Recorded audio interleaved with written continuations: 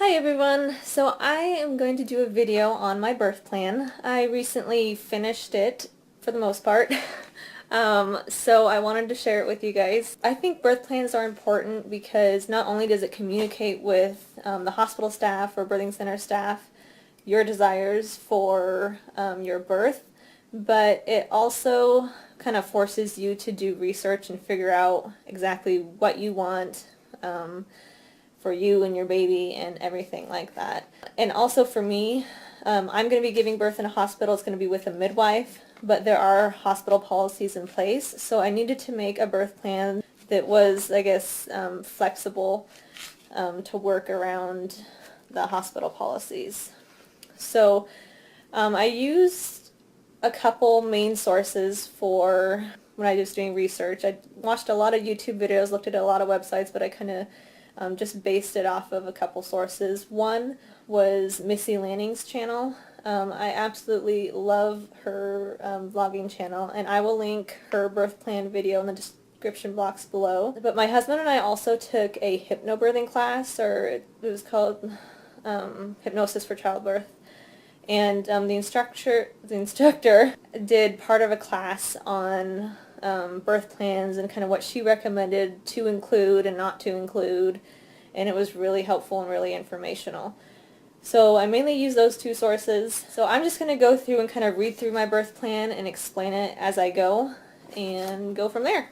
So I start out by saying I have a little intro paragraph. It says, "Thank you so much for taking the time to read our birth plan. We are very excited about delivering our son at the name of the hospital and appreciate the skills and commitment of the staff. This birth plan outlines our desires for labor, birth, and the postpartum period. We are confident in your medical training to help us make decisions in this process, so we understand that our birth plan needs to be flexible. That being said, we would also like to be informed about all the procedures and tests before they are performed." So with this paragraph, I feel like it's important, and a lot of the birth plans that I saw had this. I think it's important because you really don't want to start out a birth plan making a bunch of demands, and so this kind of just warms people up, and I want them to know that I do appreciate that they're even taking the time to look over it, and that I do understand they are medical professionals and they have seen a lot, they have a lot of experience and knowledge. And at the same time, like with that last sentence, I want them to know that I would like definitely to be, informed and give consent for, any tests or procedures or anything. And like I said, I'm giving birth at a hospital, so I kind of base my birth plan off of their policies. So obviously everyone's birth plan is going to be different because every hospital's different and everyone has different desires, but this is just mine. So then I kind of started. I only have about 6 points. One of the things my instructor for the Hypnosis for Childbirth recommended is only having, 6 or so. I mean, you can have a little bit more if you want, because then, if you have an entire page of bullet points, that kind of puts people off, and they're not going to want to read through the whole thing. So I kind of narrowed it down. So first I put, "I'm using hypnosis as my primary method of pain management for labor. I will let you know if I also desire medication." I just don't want people coming in asking me if I want an epidural all the time, because who knows, I don't know what it's going to be like, but I'd be definitely more likely to get the epidural, and I would really love to have natural childbirth. So, yeah, I know my instructor said that most hospital policies do have, that the pain number scale. They have to have a number down, so they will come in and ask you, what's your pain number. She recommended just, keeping it stable at like 5 or whatever, because sometimes the hospital will have a policy in place where if you say 7 or they have a set number, that at that point they will start offering you epidurals. So that's what she recommended, but yeah. So then the second one, I said, if possible, I would like to have a bathtub available for labor comfort. I would also appreciate being able to change labor positions as needed.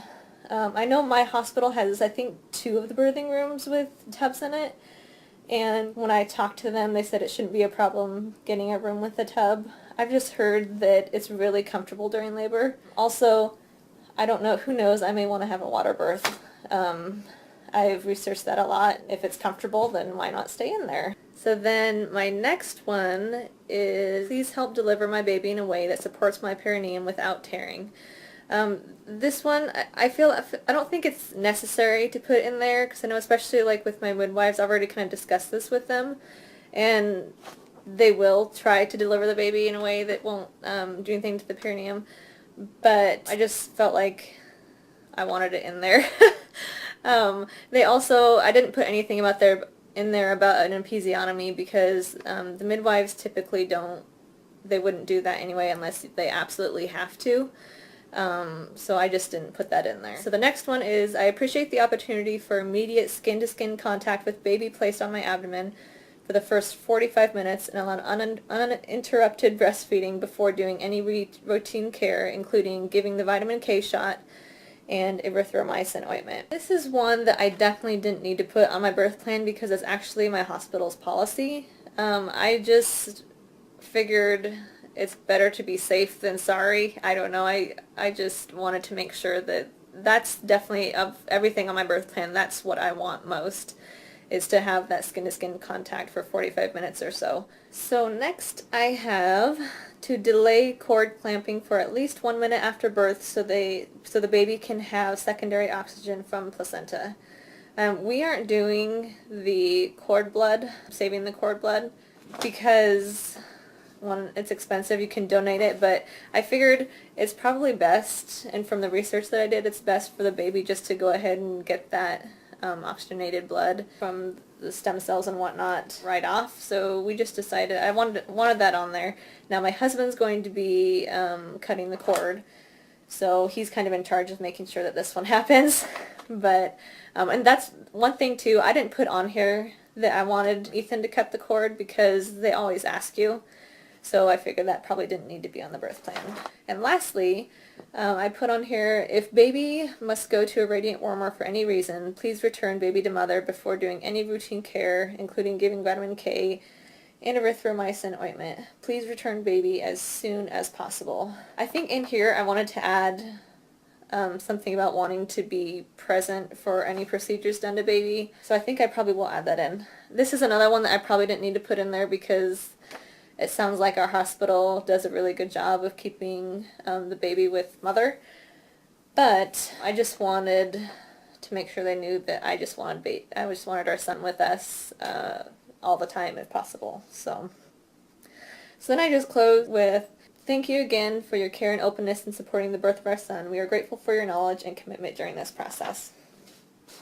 Now, my birth plan is only about half of a page with everything. So I feel like it's probably a good length. I wouldn't really care if it was a little bit longer, but I wouldn't want to go much longer than that because, like I said, I just don't want people to just get my birth plan, look at it, and be like, oh gosh, I'm not going to read this. She just has all these demands. So there you have it. If you have any suggestions, questions, comments, please leave them below. I also kind of wanted to go over what my instructor for the Hypnosis for Childbirth class had. She gave us a handout that kind of gave some things that she would recommend and things that she wouldn't recommend putting on there. So I kind of wanted to go over a couple of those. She has on there possible things to include for the birth plan, is allowing me to go at least 42 weeks gestation if non-stress test and amniotic fluid index are normal before considering medical induction. I figured this is probably something that you would talk to your midwife before birth, so I didn't think it really needed to be on the birth plan. So I just didn't put it on there. I kind of already talked to my midwife about it, and I figured if I even get to 42 weeks, which I doubt, then we can talk about it at that time. Another one that I thought was good was to be able to consume energy bars, honey, complex carbohydrates throughout labor. I didn't put this on there because I figured I'm just going to put some in my bag anyway, so if I want some, then I will get some. So I didn't include that. A good thing that I would have put on here, but again, kind of relating to the hospital policy thing, is to have intermittent fetal monitoring after establishing normal fetal heart rate baseline. Now the intermittent fetal monitoring, my hospital already does. That's what they use, obviously, unless there's an issue. The intermittent fetal monitoring allows you to move around. Otherwise, you are pretty much stuck in bed if you don't have that. So like I said, my hospital does that anyway, so I just didn't include it on the birth plan. So here are some of the things that she says that she would not recommend putting in the birth plan. One is to remain at home for as long as possible before going to the hospital. That one you kind of have control over, so I don't know why you'd put it on the birth plan. She also said bringing your own CD player and birth ball. These are things I checked with our hospital, prior, and we can bring in our own music or whatever, and they have birth balls, so it's probably something that would be best to figure out before you want to go to the hospital anyways. Also, she has on here to take pictures or video. Again, I think a lot of hospitals actually have the policy that during the birth you cannot take pictures or video. That's the case with our hospital, but before and after we can do it if we want to, and as long as none of the hospital staff is in the video or pictures. That's obviously a privacy infringement. So one of the other things is requesting a quiet room and dim lights. We took a tour of the birthing center at the hospital, and it's really, really nice. The rooms are huge, and we just found out that you can dim the lights if you want, so again, something that just wouldn't be necessary to have on there. So there you have it. If you have any questions or comments, please leave them below. If you liked my video, give me a thumbs up and subscribe to my channel, and I will see you next time. Bye!